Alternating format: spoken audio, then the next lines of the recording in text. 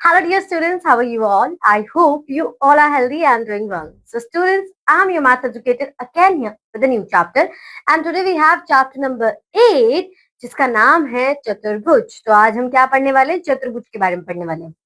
तो बच्चों, चतुर्भुज को इंग्लिश में हम कहते हैं क्वाड्रिलेटरल्स. और यहाँ पर हम देखेंगे कि चतुर्भुज यानी कि चतुर से कुछ हमें चार चार सा समझ में आ रहा है कि जिसके पास चार भुजा हो. राइट, बिल्कुल सही समझ में आ रहा है आपको कि जिस भी शेप के पास चार भुजाएं होंगी वो आपकी इंक्लूड हो जाएगा चतुर्भुज कैटेगरी में, और उसे आप कहेंगे कि ये हमारा एक क्वाड्रिलेटरल है.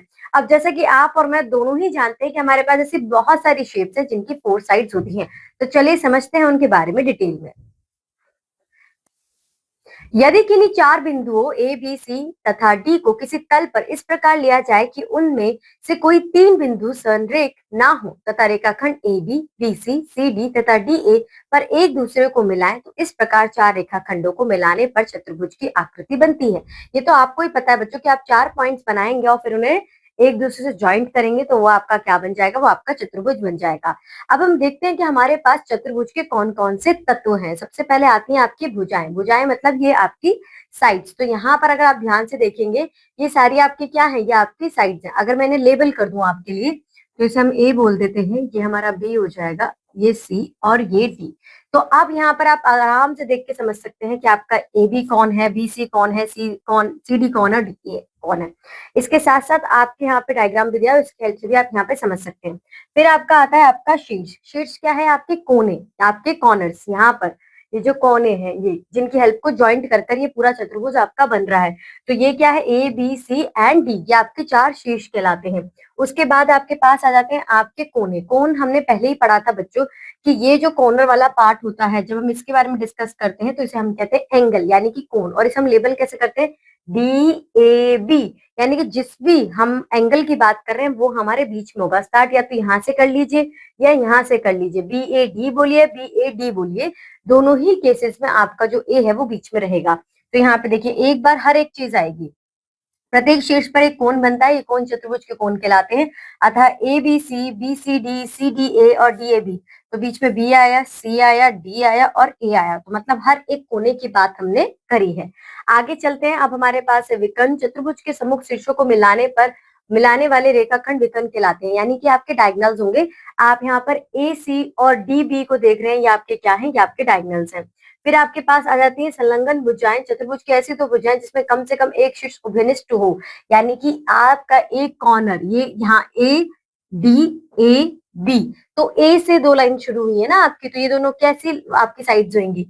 ये आपकी होंगी संलग्न भुजाएं. उसके बाद आती है आपके पास सम्मुख भुजाएं. सम्मुख भुजाओं का मतलब होता है जो आपके आमने सामने है. चतुर्भुज की वह भुजाएं जिनका कोई उपनिष्ठ शीर्ष नहीं होता सम्मुख भुजाएं कहलाती हैं. चतुर्भुज में सम्मुख भुजाओं के दो युग्म होते हैं. तो यहाँ पे A B C D A D B C, तो ये देखिए A B C D A D B C, ये आपके क्या हैं? ये आपके सम्मुख हैं और ये हमेशा एक दूसरे के इक्वल रहती हैं. ठीक है, opposite sides are equal to each other. ये चतुर्भुज के बारे में आपने सुना होगा. फिर हमारे पास आ जाते हैं संलग्न कोण. तो जैसे कि जो भुजाओं पर जो हमारी संलग्न भुजाएं हमने समझी, तो ऐसे हमारे पास कोण भी होते हैं जिनका एक जो उभनिष्ठ होगा वो सेम होगा. ऐसे दो कोण जिनमें कम से कम एक भुजा उभनिष्ठ हो संलग्न कोण कहलाते हैं. अब यहाँ पर देख लेते हैं कि ए और बी आपके क्या है? ए बी से स्टार्ट हुए हैं. ठीक है, ए बी और बी बी, तो इसका मतलब क्या है? ये आपके हो जाएंगे संलग्न कोण. आगे चलते हैं. सम्मुख कोण क्या है? कि आपके अपोजिट एंगल, जो आपके अपोजिट यानी कि आपकी सम्मुख भुजाओं के उससे बने हुए कोण है वो आपके बन जाएंगे सम्मुख कोण. अब हम पढ़ेंगे चतुर्भुज के अंतः एवं बाह्य क्षेत्र के बारे में. तो बच्चों सिंपल सी बात है, तो बहुत इजी है कि चतुर्भुज के अंदर जो पॉइंट्स हैं पी एस आर क्यू, ये आपके होंगे अंतः क्षेत्र, और जो बाहर है ये सारे पॉइंट्स है आपके ई है एन है, ये आपके कौन होंगे? ये आपके होंगे बाह्य क्षेत्र. वह बिंदु जो स्वयं चतुर्भुज पर स्थित है चतुर्भुज की परिसीमा बनाते हैं. उदाहरणतः A B C D E F तथा जी, ये कहाँ पर है? ना तो ये अंदर है ना तो बाहर है, चतुर्भुज के ऊपर है. आगे चलते हैं. अब चतुर्भुज के क्षेत्र के बारे में बात करते हैं. चतुर्भुज की सीमा और उसके अंतः क्षेत्र को संयुक्त रूप से चतुर्भुज का क्षेत्र कहते हैं. चतुर्भुज का कोण योग गुण, यानी कि हम यहाँ पर देखेंगे कि जब आपके चारों एंगल जमा होंगे, जोड़ होगा उनका, तो किसके इक्वल होंगे? तो आप यहाँ पर देखेंगे कि चतुर्भुज में आपके दो ट्राइंगल बन रहे हैं. और हमने अपने प्रीवियस चैप्टर में, जो हमारा पिछला चैप्टर था, उसमें ही पढ़ा है कि ट्राइंगल के तीनों एंगल का सम आपका 180 डिग्री होगा. तो अगर दो ट्राइंगल बन रहे हैं तो 180 मल्टीप्लाई बाय 2 कर दें या 180 प्लस 180 कर दें, तो आपके चतुर्भुज के जो चारों एंगल का सम होगा वो कितना हो जाएगा, 360 डिग्री हो जाएगा। अब हमारे पास उदाहरण है, एक चतुर्भुज के तीन कोण 100 डिग्री, 60 डिग्री तथा 120 डिग्री है, चौथे कोण की माप ज्ञात कीजिए। तो ऐसे बहुत सारे क्वेश्चन मैंने आपको पिछले चैप्टर में भी कराए हैं और यहाँ पर भी आपको पता है कि इसे किस तरीके से सॉल्व करना है। आप इन्हें प्लस कर लेंगे, आप 160 जमा 120 करेंगे तो आपका आंसर आएगा 280। चौथा एंगल आपका मिसिंग है तो उसे x लेकर x प्लस 280 इक्वल टू 360 रख देंगे। 360 क्यों रखा है बच्चों, क्योंकि हमें पता है कि चतुर्भुज के चारों एंगल का जो सम होगा वो कितना होगा, वो 360 डिग्री होगा। आप जब 360 से 280 को माइनस करेंगे तो आपकी x की वैल्यू क्या आ जाएगी, 80 डिग्री आ जाएगी। तो इस तरीके से आप इन्हें सॉल्व कर सकते हैं।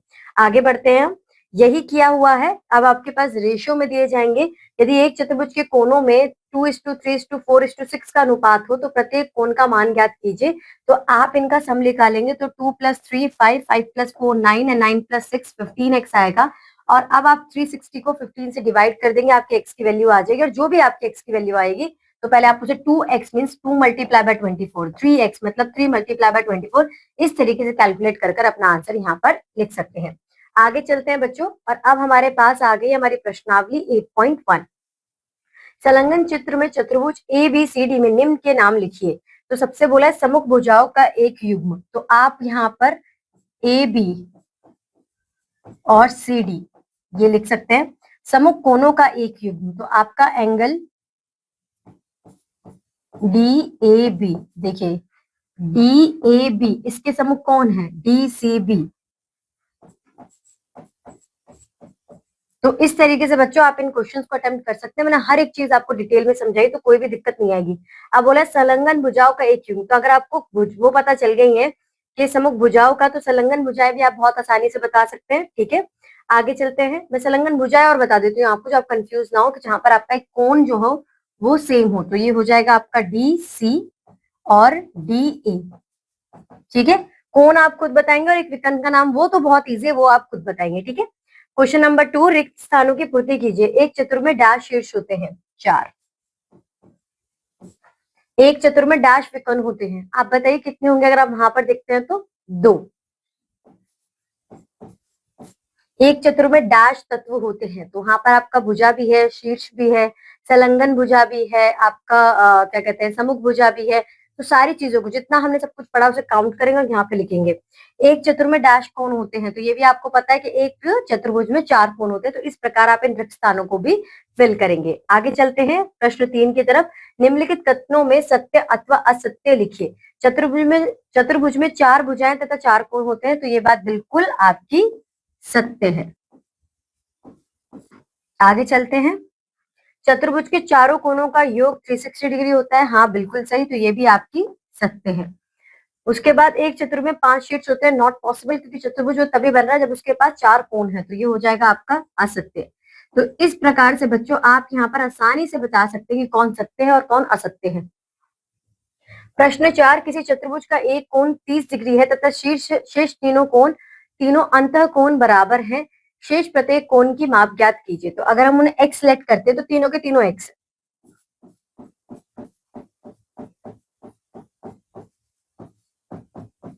तो आप इस प्रकार रखेंगे इन्हें, इन तीनों को प्लस करेंगे तो होगा 3x + 30 = 360। माइनस कर दीजिए 3x = 360 - 30, आंसर आएगा आपका 330। इसे जब आप 3 से डिवाइड करेंगे तो आपका आंसर आएगा 110। तो आपके x की वैल्यू क्या आ रही है, 110। तो 110, 110 एंड 110 तीनों का सम वही होगा, क्योंकि तीनों एक दूसरे के इक्वल है। क्वेश्चन नंबर 5, किसी चतुर्भुज के अंत कोण बराबर है, प्रत्येक कोण की माप ज्ञात कीजिए। तो यहाँ पर मैंने 3x लिया था, वहां पर आप 4x लेंगे और 360 को 4 से डिवाइड कर देंगे, आपके पास आंसर आ जाएगा। 6 है, किसी चतुर्भुज के दो कोणों के माप का योग 100 डिग्री है, अन्य दो कोण बराबर है, उनका मान लिखिए। तो आप 100 लिखेंगे, x + x लिखेंगे, 100 को माइनस करेंगे। मतलब यही सेम प्रोसीजर है, कुछ भी ऐसा डिफिकल्ट नहीं है। इसका हिंट दे देती हूँ क्योंकि आप थोड़ा कंफ्यूज हो जाए। तो x + x लीजिए क्योंकि उन्होंने बराबर बताया, फिर आप 100 लेंगे और फिर ये आप 360। अब आपको पता है बच्चों कि आपको किस तरीके से सॉल्व करना है, तो यहाँ से आप आगे कंटिन्यू खुद से करेंगे। ठीक है, आगे चलते हैं। संलग्न चित्र में पी क्यू आर एस एक चतुर्भुज है, दिखाइए कि angle P plus angle Q plus angle R plus angle S is equal to 360 degree. तो आप यहाँ पर क्या करेंगे, पहले इसे एक यहाँ पर इनका डायगोनल बनाएंगे और इसे डिवाइड कर देंगे दो ट्राइंगल में, और फिर कहेंगे कि triangle P Q S and triangle S Q R both are triangles, तो according to triangle properties the sum of each angle of a triangle is equal to 180 degree. आप यहाँ पर क्या कर रहे हैं कि ट्राइंगल P Q S इन तीनों के एंगल का सम P plus Q plus S कितना होगा 180 डिग्री। फिर आप बात करेंगे ट्राइंगल Q R S की, तो यहाँ पर आप बोलेंगे कि आपके जो तीनों एंगल का सम है angle Q plus angle R plus angle S कितना है 180 डिग्री। तो इस वाले आपके चतुर्भुज में चारों एंगल होंगे P Q S और R, तो इनका सम भी कितना होगा, इनका सम भी आपका हो जाएगा 360 डिग्री। इस तरीके से आप प्रूफ कर देंगे। प्रॉपर बहुत डिटेल में चाहिए तो ऊपर एग्जाम्पल में एक्सप्लेन किया हुआ है, वहां से आप गो थ्रू कर लीजिएगा और इसे अच्छी तरीके से एलैबोरेट करके समझा देगा। मैंने आपको सिर्फ एक हिंट दिया है, ठीक है। आगे चलते हैं। एक चतुर्भुज के तीन कोण 80 डिग्री 100 डिग्री और 120 डिग्री हैं, चौथे कोण की माप ज्ञात कीजिए। बहुत आसानी से कर सकते हैं, ये प्रश्न भी मैंने आपको एग्जांपल में कराया है कि आपका रेशियो में है, तो आप क्या करेंगे 3x 4x 5x और 6x को प्लस करेंगे। जो भी आपका आंसर आएगा प्लस करने के बाद उस नंबर को 360 डिवाइड कर देंगे और जो वैल्यू आएगी सबसे मल्टीप्लाई करेंगे, 3 से भी करेंगे, 4 से भी करेंगे, 5 से भी करेंगे, 6 से भी करेंगे। आगे चलते हैं। यदि चतुर्भुज के अंतः कोण ए बी सी और डी इस प्रकार हो कि उनका अनुपात, फिर से अनुपात में आया आपका कि 1:2 हो, 2:3 हो और फिर हो 3:4 हो, तो प्रत्येक कोण का मान ज्ञात कीजिए। यहाँ पर कंफ्यूज मत होइएगा। एंगल ए का माप क्या है, रेशियो 1x, बी का क्या है 2x, सी का क्या है 3x और डी का क्या है 4x। इसे ध्यान दीजिएगा, ठीक है। अब इसे सॉल्व कर लीजिए। 1 2 3 3 प्लस 3 6 6 प्लस 4 11। एक मिनट, 11 नहीं, 3 3 6 एंड 6 प्लस 4 10 होगा। ये हो जाएगा 360, तो x की वैल्यू आ जाएगी आपकी 36। x की वैल्यू आपकी 36 आई, तो ये होगा आपका 36। 2 से मल्टीप्लाई कीजिए, 36 को 3 से करिए, 4x से करिए, आपका आंसर आ जाएगा। आगे चलते हैं बच्चों, और अब हम पढ़ने वाले हैं चतुर्भुज के प्रकार के। हमारे पास कितने प्रकार ऑफ चतुर्भुज हैं, क्योंकि आपको पता है कि हमारे पास बहुत सारे ऐसी शेप्स हैं जिनकी 4 भुजाएं होती हैं। तो सबसे पहले हम आए समांतर चतुर्भुज में। समांतर चतुर्भुज में हम क्या देख रहे हैं, समांतर, नाम ही बता रहा है कि जो उसकी अपोजिट साइड होंगी वो एक दूसरे के क्या होंगी, समांतर होंगी। जब किसी चतुर्भुज की सम्मुख भुजाएं यानी कि अपोजिट साइड्स, तो उसे समांतर चतुर्भुज कहते हैं। संलग्न चित्र में AD is parallel to BC और AB is parallel to DC, यानी कि जो अपोजिट है, जो सम्मुख भुजाएं हैं, वो एक दूसरे के पैरेलल है।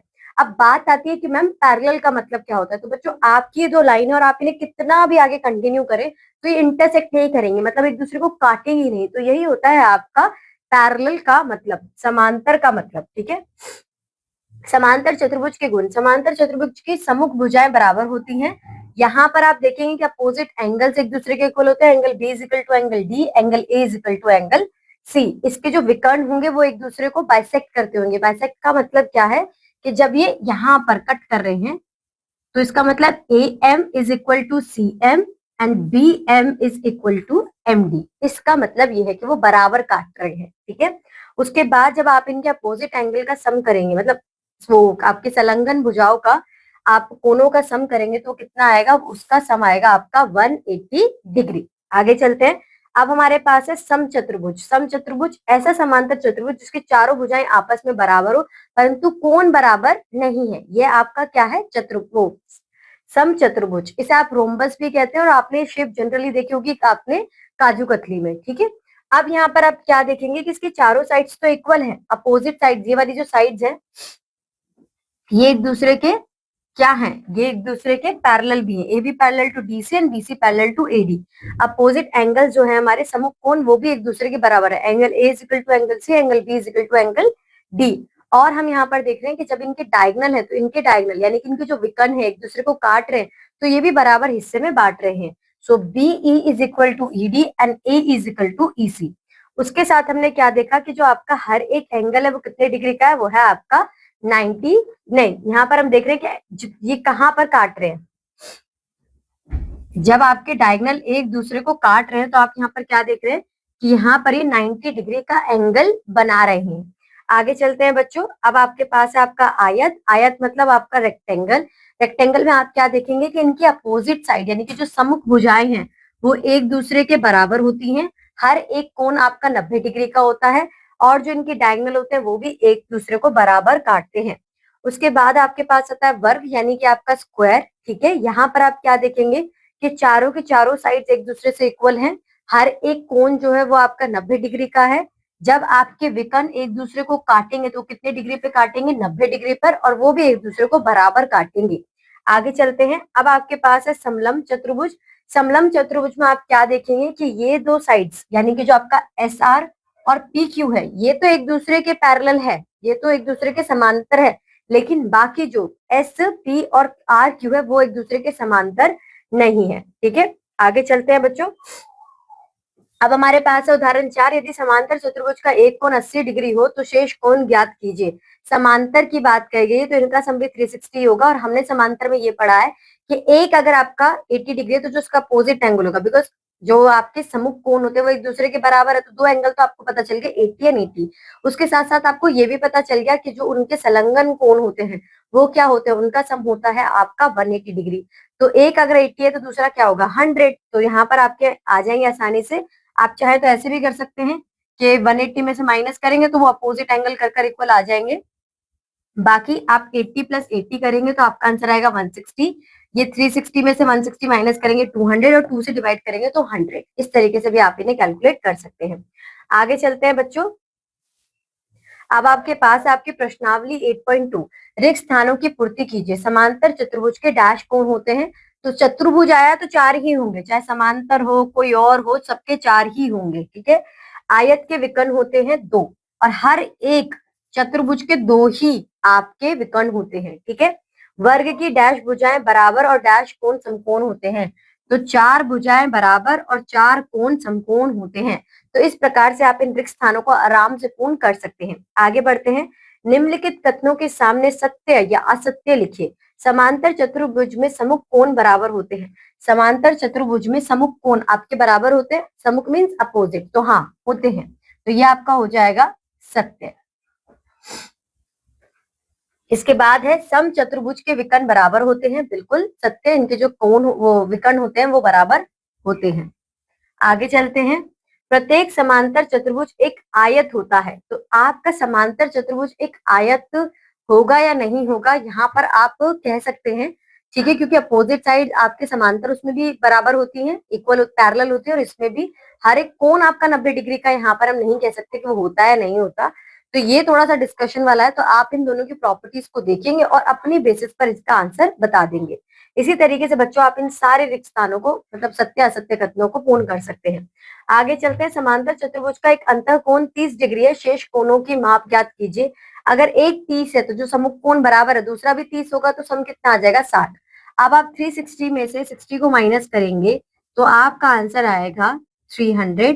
और जब आप इसे 2 से डिवाइड करेंगे, क्योंकि दो कोण आपके शेष बच गए जो कि एक दूसरे के बराबर है, तो आपका आंसर आ जाएगा 150 डिग्री। ठीक है, इस तरीके से आप इन्हें सॉल्व कर सकते हैं। आगे चलते हैं बच्चों। सिद्ध कीजिए कि एक समांतर चतुर्भुज में सम्मुख कोणों के माप बराबर होते हैं। अब ये देखिए समांतर चतुर्भुज में सम्मुख कोणों के माप बराबर होते हैं। आप ये किस तरीके से प्रूव करेंगे? आप यहाँ पर ट्राइंगल बना सकते हैं, उस बेसिस पे कह सकते हैं, या फिर आप पूरी चीजों को जिस तरीके से मैंने आपको वहां पर एक्सप्लेन किया उसे देखकर भी उसे बता सकते हैं। एक समचतुर्भुज का परिमाप 48 सेंटीमीटर है। समचतुर्भुज की एक भुजा की लंबाई ज्ञात कीजिए।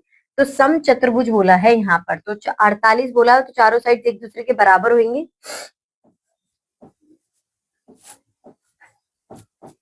तो यहाँ पर आपका आंसर आ जाएगा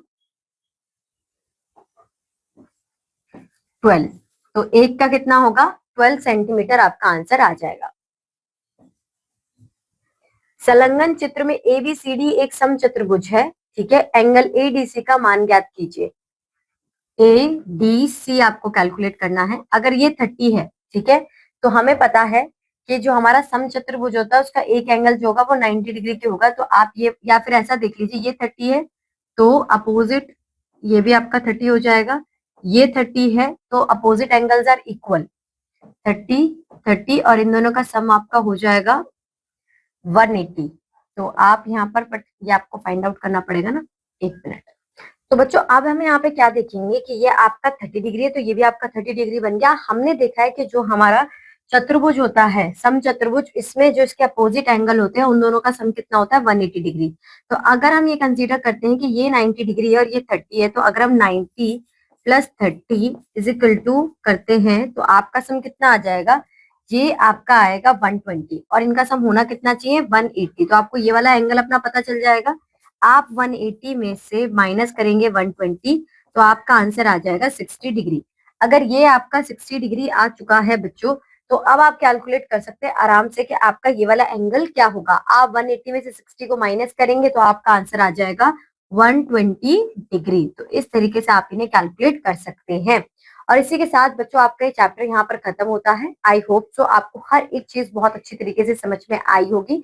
जो क्वेश्चंस मैंने सॉल्व नहीं किए हैं वो मैंने आपके लिए छोड़े, क्योंकि जितनी ज्यादा प्रैक्टिस आप करेंगे आपको आपके कॉन्सेप्ट ऑफ क्लैरिटी मिलेगी, और यहाँ पर जितने ज्यादा आप क्वेश्चन सॉल्व करेंगे आपको क्लैरिटी मिलेगी अबाउट योर कॉन्सेप्ट। इसके साथ साथ बच्चों यहाँ पर आप अपनी प्रॉपर्टीज को अच्छी तरीके से लर्न जरूर कीजिएगा, क्योंकि इसी के बेसिस पर आप इन क्वेश्चंस को इजिली सॉल्व कर पाएंगे। तो आज के लिए बस इतना ही। अब आपसे मुलाकात होगी आपकी अगली क्लास में एक नए चैप्टर के साथ। तब तक के लिए बाय बाय बच्चों।